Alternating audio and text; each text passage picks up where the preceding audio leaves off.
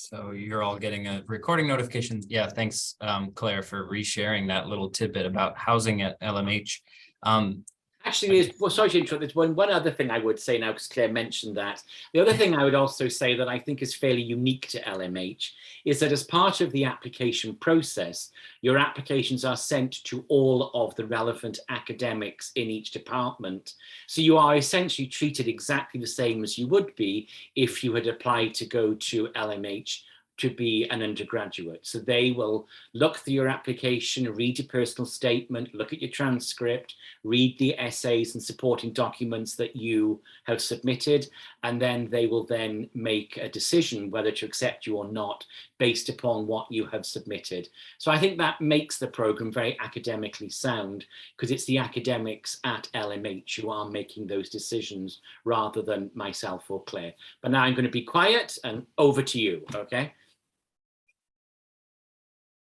And maybe I don't know if there's a really clean way to structure this. I don't necessarily want to ask everyone to jump in and introduce themselves, but because we can delete word there.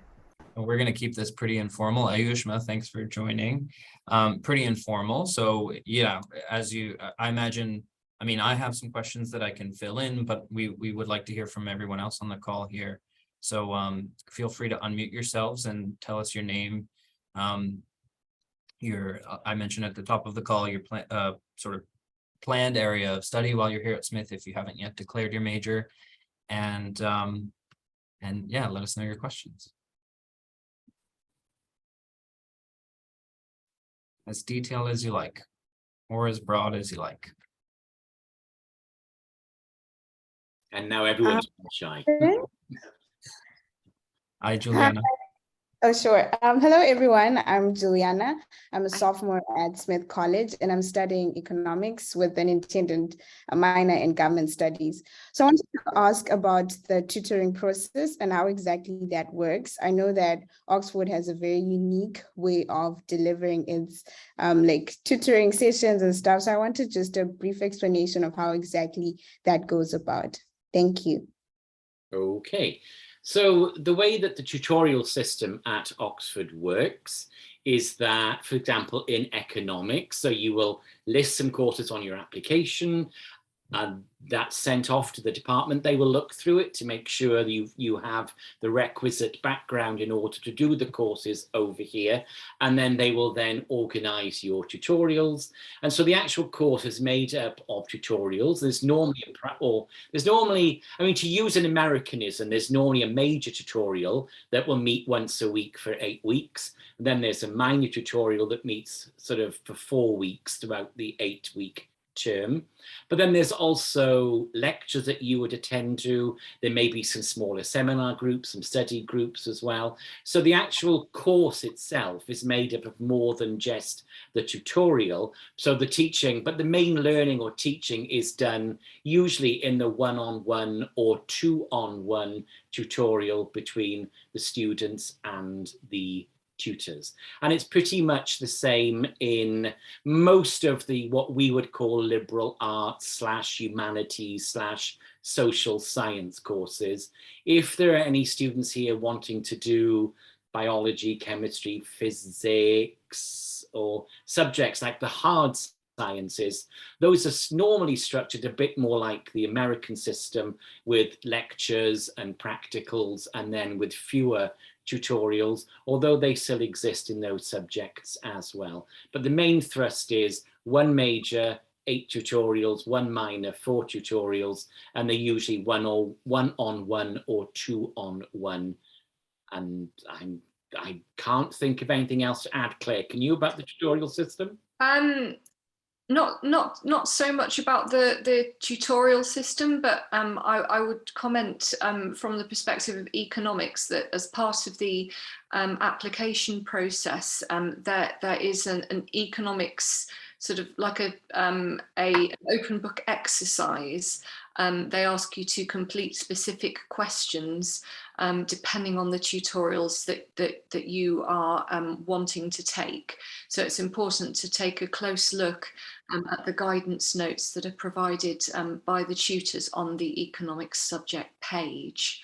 But this is something you can take a deep dive into the information on our website at your leisure after this session, before you're planning on applying.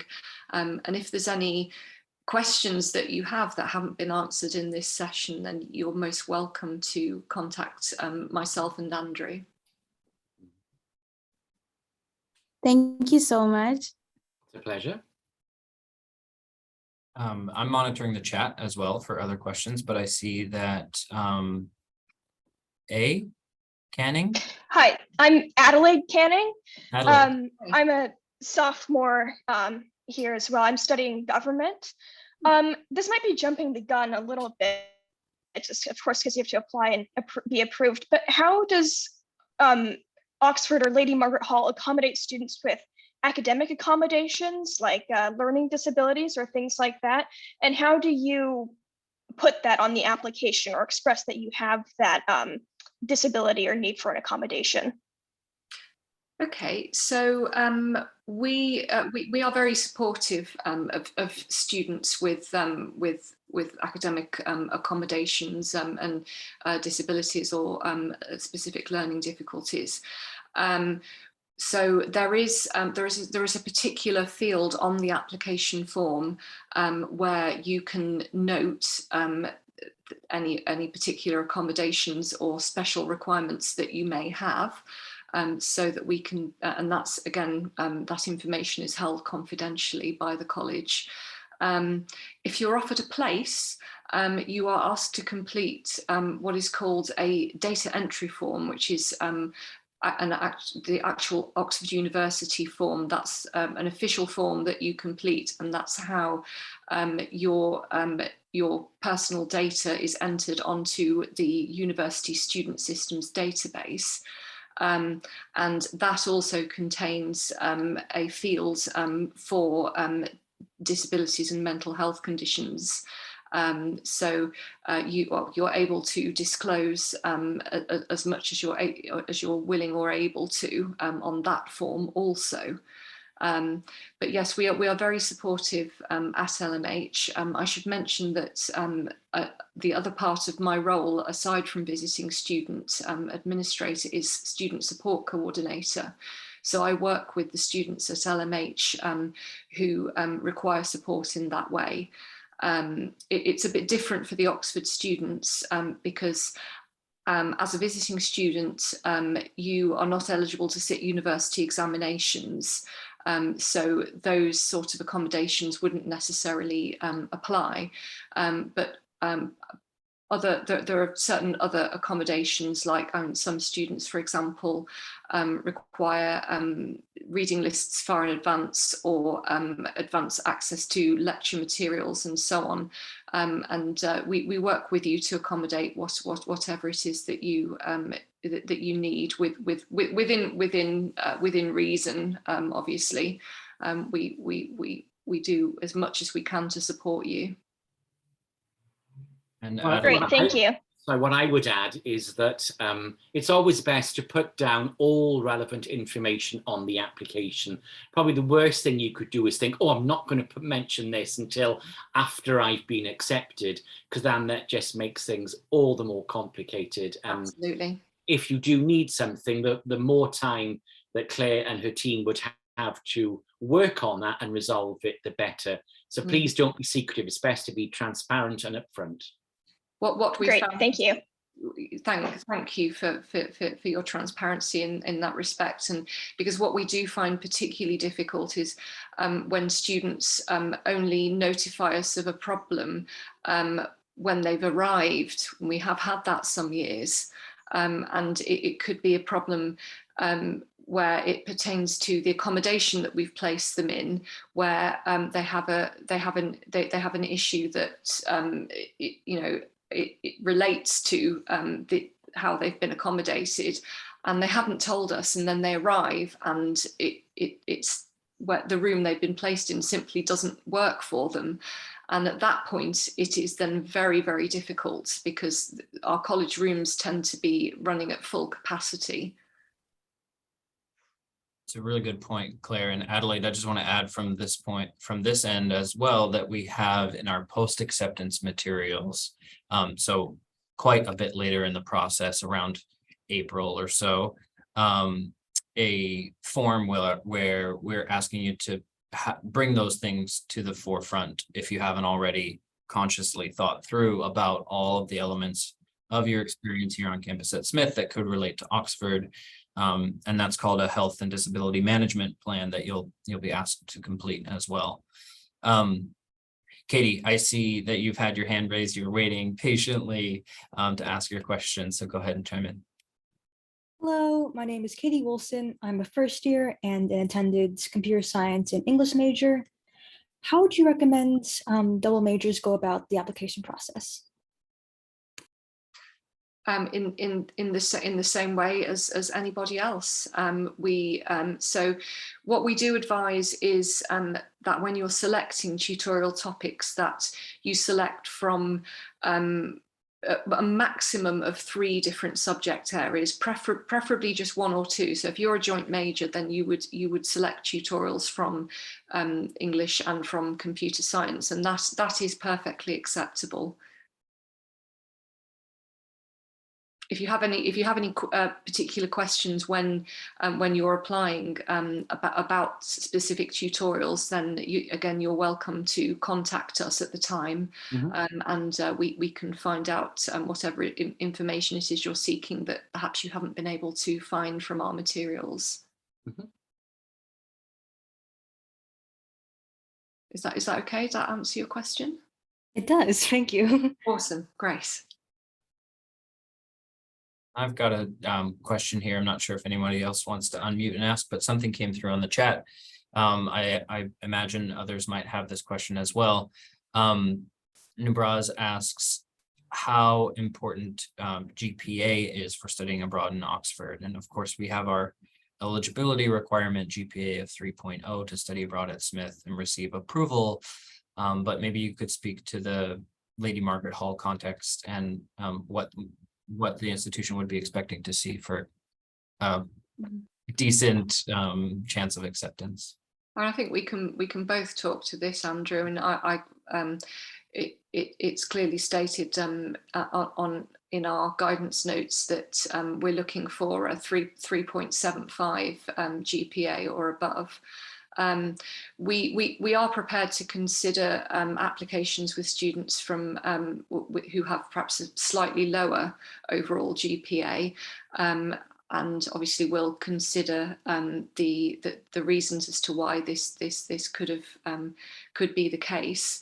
But obviously the courses in Oxford are particularly rigorous, and we want you to thrive and to keep up, and so that's why generally that we have to set our entry requirements at that standard.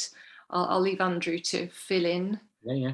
And what I would add to that is that while the GPA is important, let's say they were 2 students with a 3.8.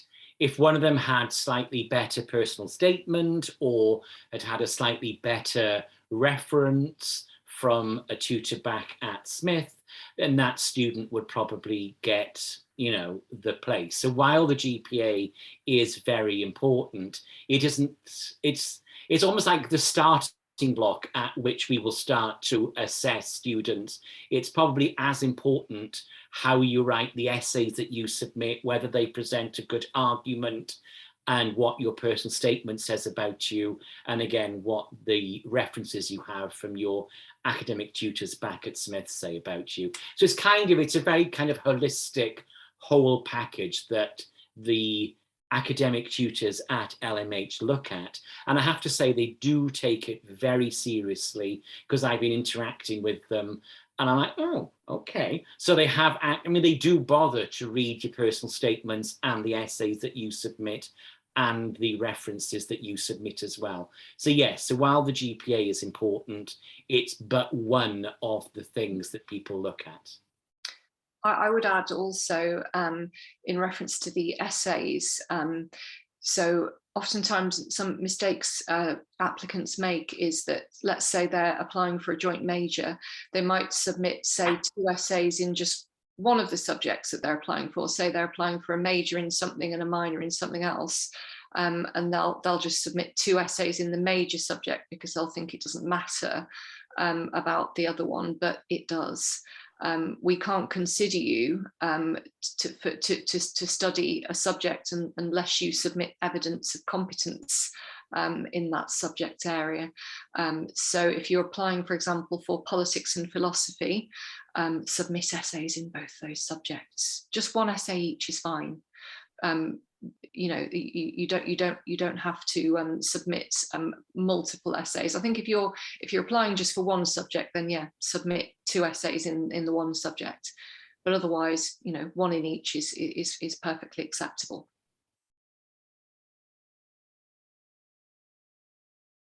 Go ahead, Priscilla.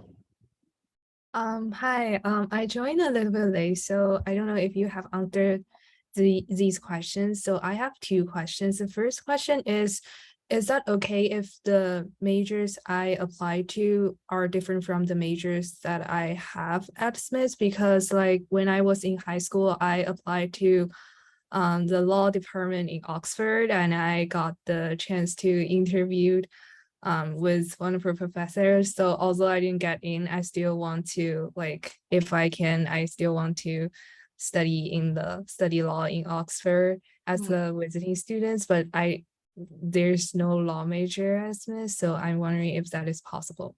Priscilla, you're so brave. Claire, I'm going to let you answer that question, but Priscilla, you're so brave for mentioning that. I've spoken with, I think, at least a handful of other students who are in your boat as well.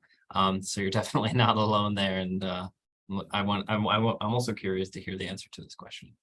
Okay, well, I think Andrew and I can take it between us. I'll start by saying that we don't offer law as a major subject for visiting students, I'm afraid. We can offer some minor law-related courses. But unfortunately, and we continue to work on our subject offerings, don't we, Andrew? We keep trying to twist the tutor's arms to expand our portfolio, which again, I think we offer a pretty good range of subjects. If you haven't studied law at university level or a subject at university level, as long as you have a reasonable grounding in it, so for example, at least to A-level equivalent standard, we might be able to offer first-year level courses because, again, there are Oxford undergraduates who will come to Oxford having not studied certain subjects before, and that is possible to arrange. So I'll allow Andrew to fill in because, again, this is more his area than mine. Yeah, I mean, again, as Claire was saying, I mean, the key thing really is you should have some background in the subject that you want to take at Oxford.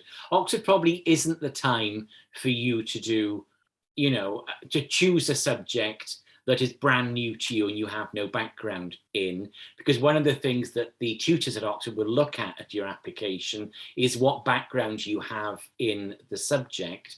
And ideally, you should probably have 2 or 3 courses under your belt in politics, English, philosophy, whatever it is you want to do at LMH. So if you haven't studied law at Smith, it may be difficult for you beyond, as Claire was saying, doing some more minor courses in law at LMH.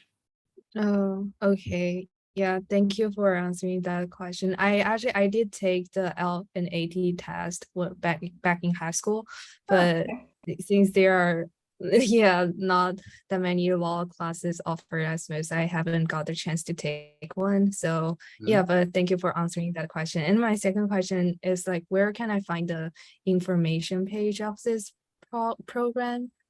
I can drop that into the chat for everyone. Okay, thank you so much. And this will just be, I'm still keeping an eye out for Josephine from Hertford College, but what I'll do is I'll pop in, since you're hearing mostly from Claire and Andrew, the Lady Margaret Hall visiting students website. Oh, thanks, Angela. Of course.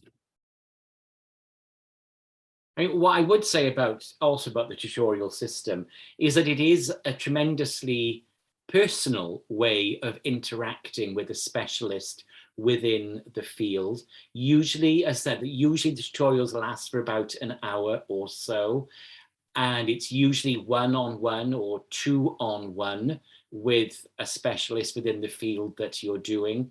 So it is quite an intense and quite personal and intimate way of learning. And obviously you will produce a piece of written work or a problem set for every tutorial that you have.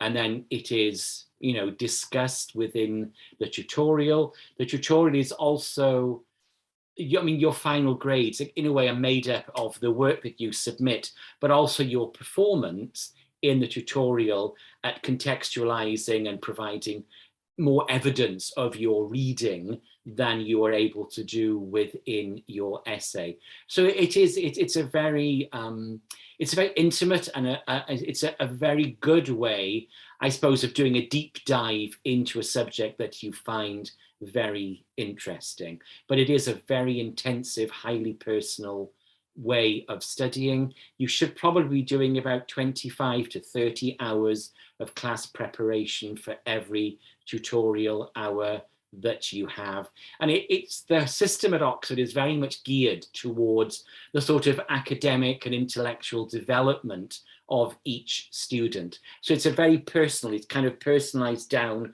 to you. So you could be doing a course in Shakespeare, as could your friend, but you might be doing 8 tutorials on the tragedies and your friend could be doing 8 tutorials on the comedies. So even though you have the same tutor and you're both doing Shakespeare, it's actually a very different way of looking at it. Or somebody may want to look at Shakespeare from a queer point of view, others from a more feminist point of view. So it very much comes down to you and the interest that you bring to the tutorial, and then the tutor will then work with you. But it is very much about your development of your academics under the sort of mentorship tutelage of a tutor, if that provides a bit more context for you. I think that's great context. And one thing I love, I'll drop another link in the chat, is an Amherst student from, I think, gosh, it must have been extended Michaelmas term 2021.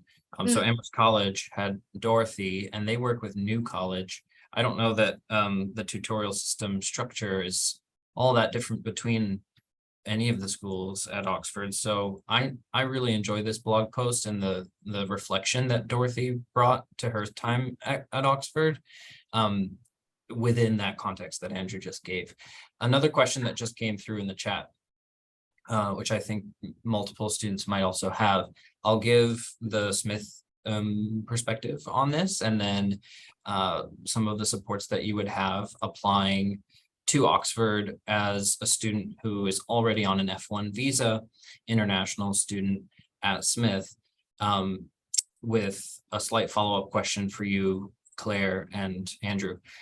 So if you're already a student who's an international student and you have your F1 visa, the process to apply and be approved for studying abroad is, again, largely the same. It will likely mean that the visa requirements whenever you're then leaving the United States for the UK will be different for you than, say, a US passport holder. And if that's the case and you are required to apply for a visa, our office can supply different supports throughout that, like a letter of support stating our billing model and the fact that you are paying Smith for the term that you're abroad, returning to Smith to finish your studies, as a useful tool in your back pocket when you go to a visa application, biometrics appointment, for example, or when you actually reach the border at the airport to have for presentation if you need it. You'll want to just make sure that you touch base with the International Students and Scholars Office here, either Claire or Caitlin, for a signature on your I-20 so that you're allowed to then travel after obtaining a UK visa that's in a way sort of concurrent with your F1 visa in the US. The follow-up question here, and I would welcome any of you to schedule one-on-one advising with me but I think that could be useful in your setting here is Claire or Andrew, does that status impact a student's chance of acceptance at all into their college of choice at Oxford? What, visa status? Yeah. No. No, we're interested in the academics. Wonderful. And we have quite a few, what we would call double study abroaders on the programme now.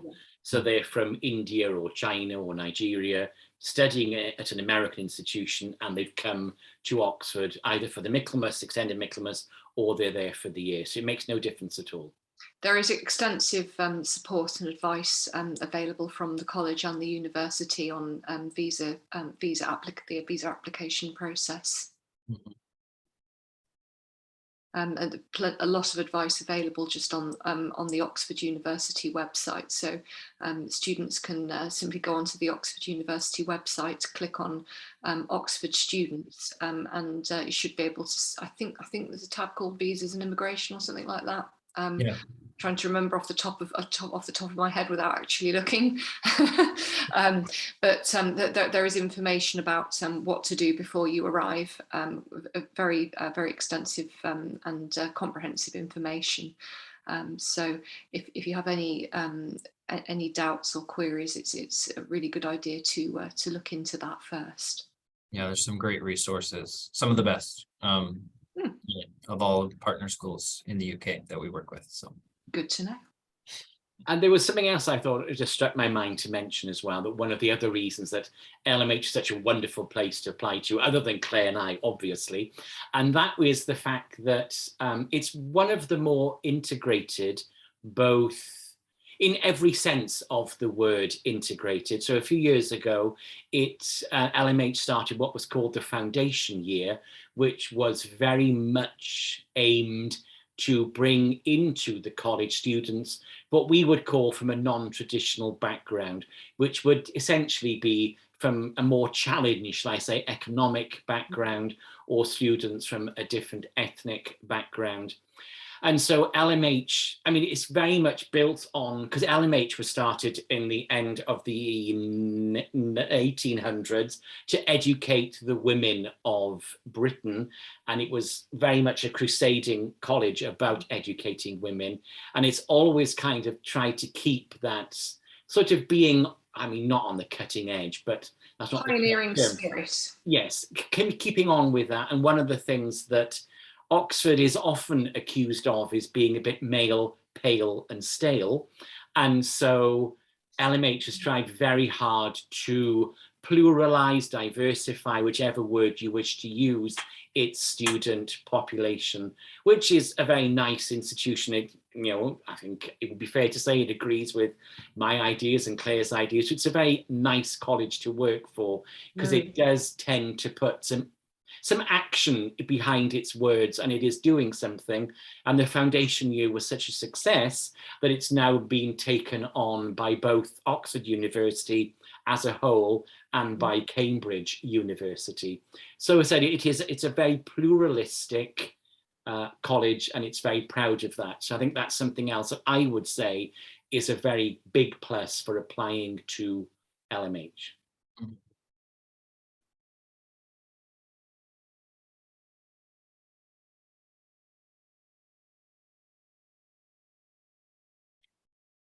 Any other questions? Our crowd has ebbed and flowed throughout the session, but I want to leave some more space. We've got another 20-25 minutes of Claire and Andrew's time.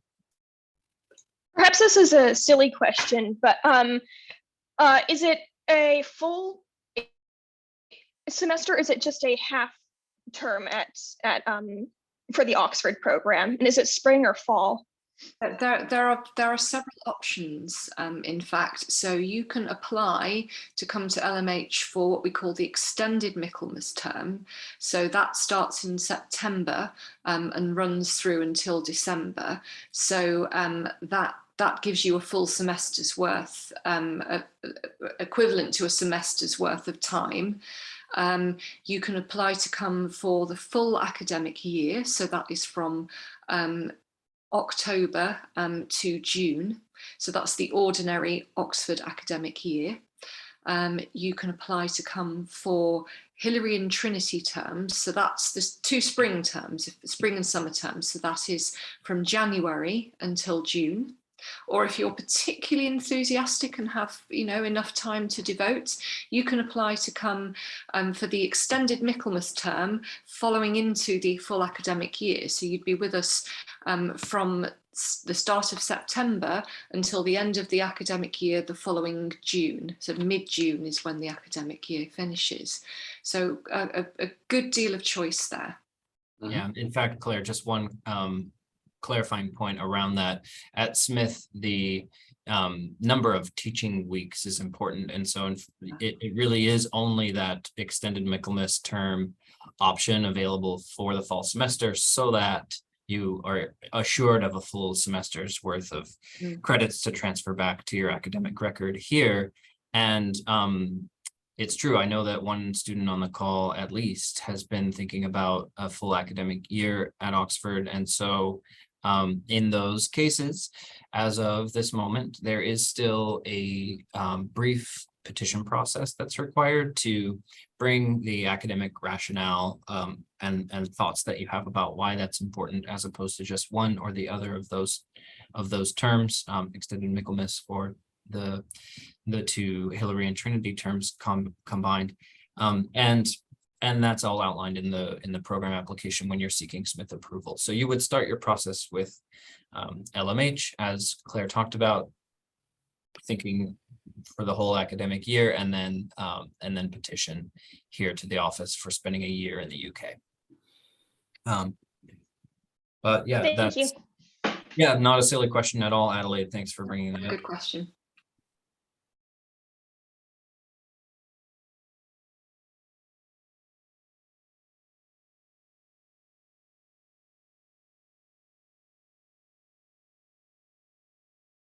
On the diversity of background point that you mentioned, Andrew, and I'll turn it over to you, Priscilla, just in a moment.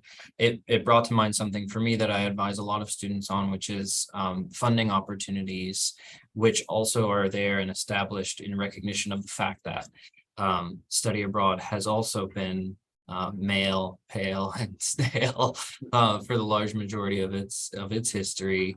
Not at Smith per se, of course, but anyway, point being, I hope that if you're interested in kind of making these experiences work, but also recognizing that there are additional costs for a semester abroad, whether that's personal expenses in Oxford or personal travel that you might have planned during your term abroad.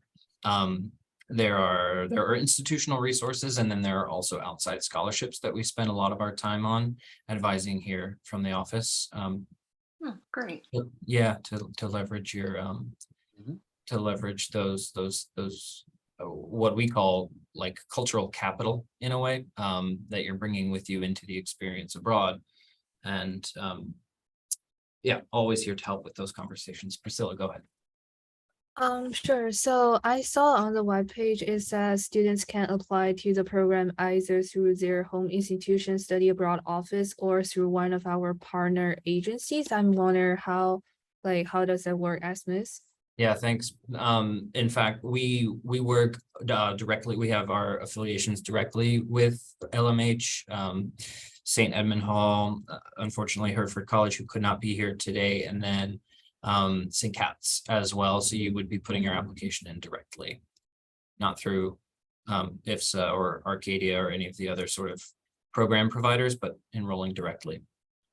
Oh, okay, thank you. And also another follow-up question regarding the previous one that I asked a few minutes ago. Like if there are like programs available such as management program available, but management is not one of my major at Smith, is that okay to apply to that? I mean, there are management tutorials that I have organized for students who are over here now. They tend to have some background in kind of economics or maths or management before. But again, I mean, you would apply and the people, the tutors within LMH would look at your application and think about it. But yes, I mean, as I said before, having some background within a subject kind of helps your application. But again, it would depend what you were applying for. It may be easier to arrange if it were a minor course rather than a major course, if you don't have that much background within management itself. But there are options, but you probably should be talking to the Smith Study Abroad people before you apply. That's what I would encourage you to do.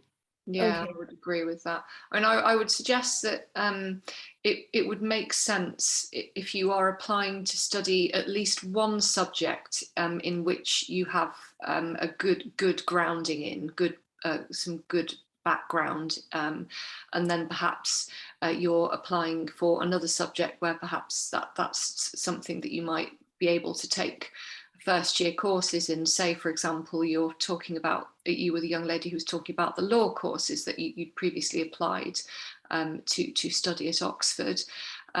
So perhaps you would consider applying for a subject in which you have plenty of background knowledge, and then some minors in the subjects where you perhaps didn't have so much background in.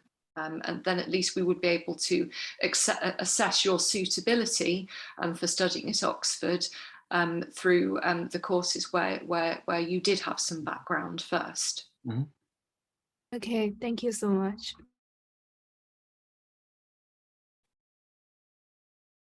And that's got me thinking about advising appointments. And of course, I'm here to help support sort of this process of thinking through kind of how to best arrange your application to programs like LMH and other schools at Oxford, but also Dean Lisa Johnson, who's a great resource for all of you.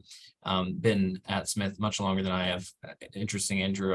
I'm also coming up on my first year at Smith, but yeah, I've linked here the About Us page, and from there you can book Lisa or myself, and as well access our peer advisors, neither of whom have returned from programs at Oxford. In the spring we did have one, but also useful just to understand kind of like from Phoebe John, for example, having spent a year abroad in London, understanding how that feeling of being a student in the UK works and what life is like in that sense. Mm-hmm. Different backdrop to her experience, of course, but